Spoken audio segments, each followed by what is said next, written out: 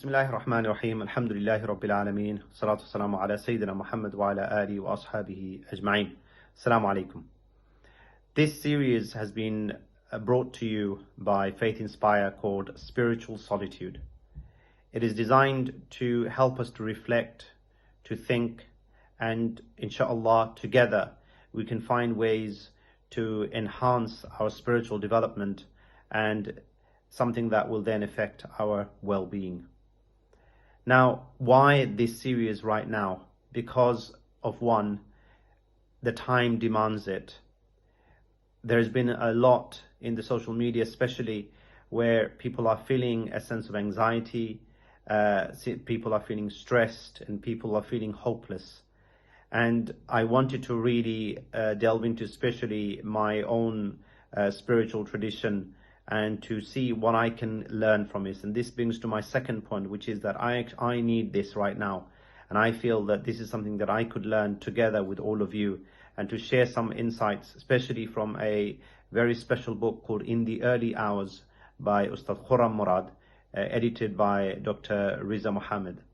What this book does in a very short, concise manner is to give us some very basic ideas on how we can develop our spirituality, how we can find meaning and purpose in a world which perhaps feels hopeless and we are living at a time of uncertainty. And hopefully, inshallah, with this series, we can answer some questions, not necessarily all.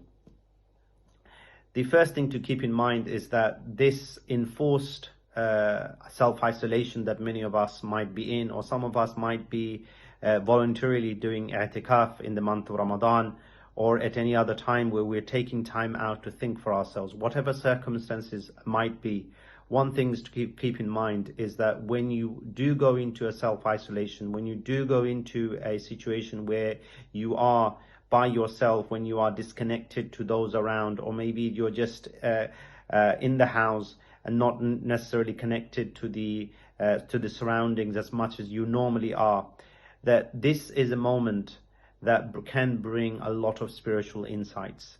This is a moment that can bring a sense of serenity, a sense of attachment to our deen. We know, for example, the Ashabul Kahf, the companions of the cave, who sought refuge in a cave away from their persecutors, because this is where they found the solitude that they required. This is where they found protection. So protection was something that they sought out for.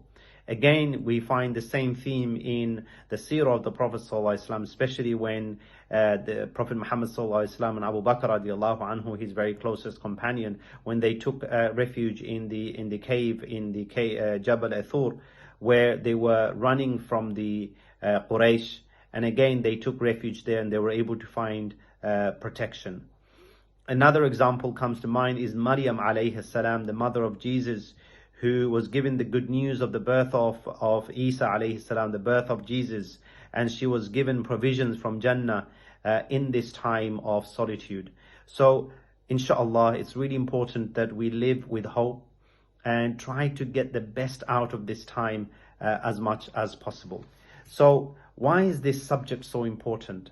One of the things that happens very often in our daily existence, especially when we're trying to practice our religion, is that we are bogged with the religious aspects of our daily life, which is to do with the framework, to do with rituals, which is to do with rules and prohibitions. But what sometimes gets missed out is this spiritual dimension. What sometimes gets missed out is the nourishment of the heart. And one of the things we find in the Islamic tradition is that all of these religious practices needed to be related to meaning, and here to the divine, to an idea of life and death, to the life of the heart and mind. And this is what we want to do, is redress that balance through this spiritual solitude. Inshallah, there is a real need to rediscover this spirituality, and we can contribute to this renewal and reconstruction. Spiritual solitude, brought to you by Faith Inspire, is really a drop in that ocean, a contribution that we want to make. And we have to ask ourselves, are we ready for it?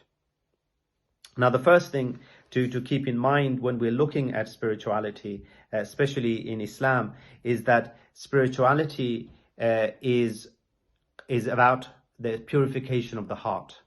So the word that is used in the Quran is tazkiyah. For example, قَدْ أَفْلَحَ مَنْ زَكَّاهَا. Successful is the one who has purified the heart. We are also told one of the functions of the Prophet Muhammad ﷺ being sent was that وَيُزَكِّيهِمْ وَيُعَلِّمُهُمُ الْكِتَابَ وَالْحِكْمَةِ, that he is there to purify, to teach the purification, and to, of course, to teach wisdom and the book. So spirituality essentially in Islam is not just a sense of activities that helps us to feel calm and serene and so on. Those are byproducts, but they are there to connect with Allah subhanahu wa ta'ala, and this is essential to our understanding.